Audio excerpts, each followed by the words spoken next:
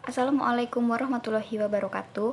Nama saya Daneswari Suciananda dengan NIM 7211419153. Pada kesempatan kali ini saya akan memberikan penjelasan tentang proyek 1, yaitu keahlian teknologi sehari-hari.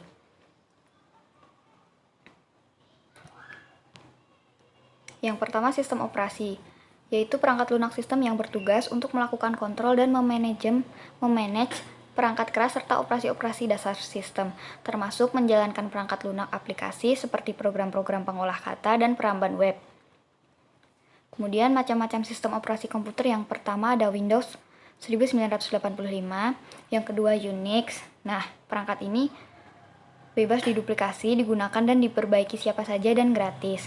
Dan yang ketiga ada Mac OS, yaitu bebas diduplikasi juga, digunakan dan diperbaiki siapa saja namun tidak diberikan secara cuma-cuma.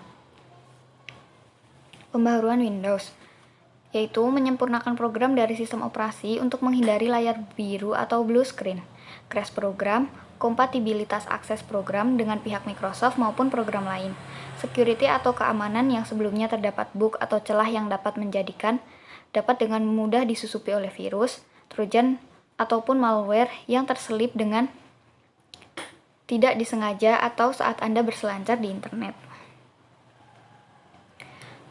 Kemudian perlindungan kata sandi. Nah, perlindungan kata sandi ini itu penting untuk kita. Nah, cara-caranya yaitu yang pertama klik menu file, kemudian pilih info, ketiga klik protect document, yang keempat pilih encrypt with password, yang kelima masukkan kata sandi, yang keenam ketik ulang kata sandi untuk konfirmasi, dan oke. Kalian bisa mempraktekannya sendiri-sendiri. Selanjutnya, piranti lunak aplikasi itu yang pertama ada Word, yang kedua Excel, yang ketiga Access, dan yang keempat PowerPoint. Nah, semua piranti lunak aplikasi itu kita tentu pernah menggunakannya. Kemudian, identifikasi dan melacak perubahan. Identifikasi dan melacak perubahan itu dilakukan untuk memantau perubahan-perubahan pada suatu dokumen Word ketika dua atau lebih orang mengerjakan dokumen yang sama. Nah, cara untuk pembaharuan yaitu klik File, kemudian Help, kemudian Update. Pelindungan kata sandi. Melindungi lembar kerja Excel, dokumen Word, dan presentasi PowerPoint ketika sedang disertakan di email untuk menghindari jatuhnya kepada tangan yang salah atau dicuri hacker. Kemudian melindungi lembar kerja Excel, dokumen Word, dan presentasi PowerPoint dari modifikasi yang dilakukan oleh pihak yang tidak diberikan otorisasi oleh pemilik dokumen atau lembar kerja tersebut. Kemudian virus dan spyware. Virus bersifat berbahaya karena dikirimkan ke komputer untuk menghentikan kerjanya atau untuk mencuri informasi sensitif.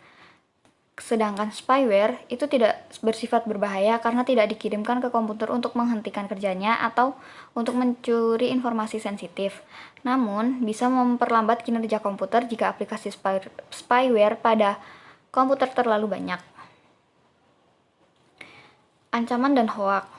Nah, organisasi-organisasi ternama berusaha keras untuk menjaga agar virus tidak tersebar ke web mereka. Pengguna tidak akan menerima link dari organisasi ternama yang berisikan link untuk memperbaharui sistem operasi ataupun menanyakan informasi akun atau kata sandi pengguna. Jika hal ini terjadi, maka tentunya ini adalah hoak.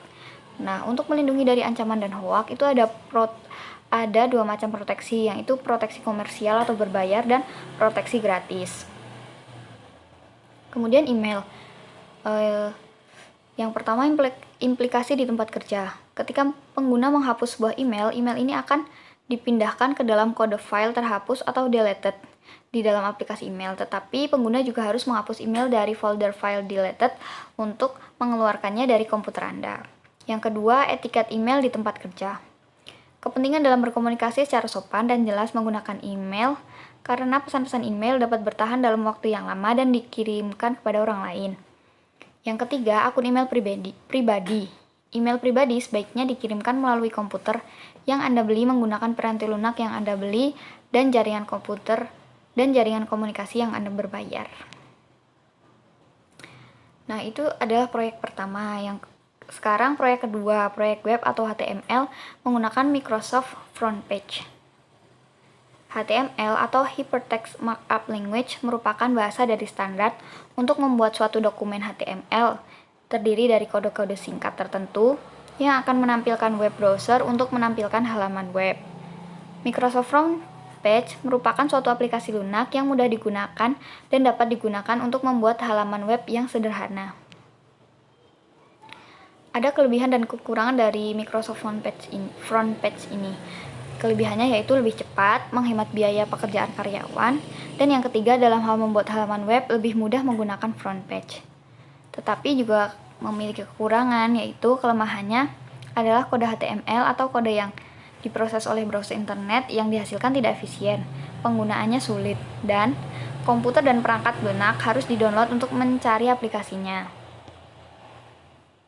Nah, membuat dokumen front page mulai dengan membuka Microsoft Front Page, yaitu klik Start, kemudian Alt Program, dan program Microsoft Front Page. Nah, langkah-langkah ini bisa kalian lakukan secara mandiri. Kemudian, setelah mengganti judul proyek, klik perintah file lalu pilih Save As. Pastikan Anda menyimpan pekerjaan Anda terlebih dahulu sehingga pekerjaan Anda selanjutnya tidak hilang.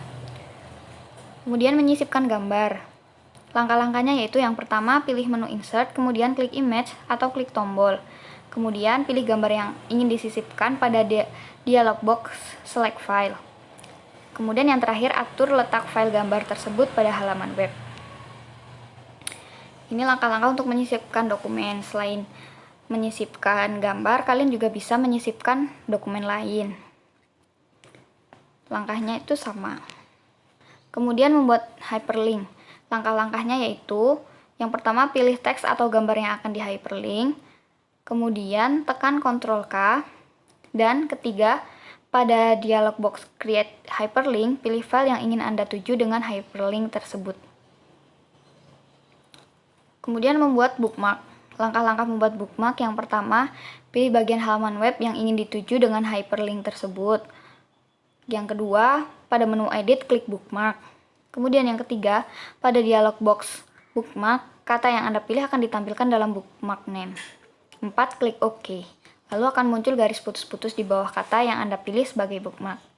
Nah, untuk membuat hyperlink ke bookmark tersebut, lakukanlah langkah-langkah berikut. Tekan tombol K, kemudian dialog Create Hyperlink, pilih bookmark yang akan Anda tuju. Kemudian membuat mark. Cara membuat mark adalah letakkan kursor pada tempat Anda yang ingin menampilkan mark. B. Pada menu Insert, pilih Web Component. Dan C. Pada dialog box Mark, Properties, tuliskan teks mark dan tentukan formatnya. Nah, kemudian membuat tabel. Membuat tabel itu langkah-langkahnya hampir seperti di Microsoft Word. Penyuntingan tabel pada front page juga hampir sama dengan penyuntingan tabel pada insert tabel di Microsoft Word. Sekian presentasi dari saya. Mohon maaf apabila banyak terdapat kekurangan dan kesalahan. Tutorialnya kalian bisa cari di internet yang lebih lengkap. Terima kasih. Wassalamualaikum warahmatullahi wabarakatuh.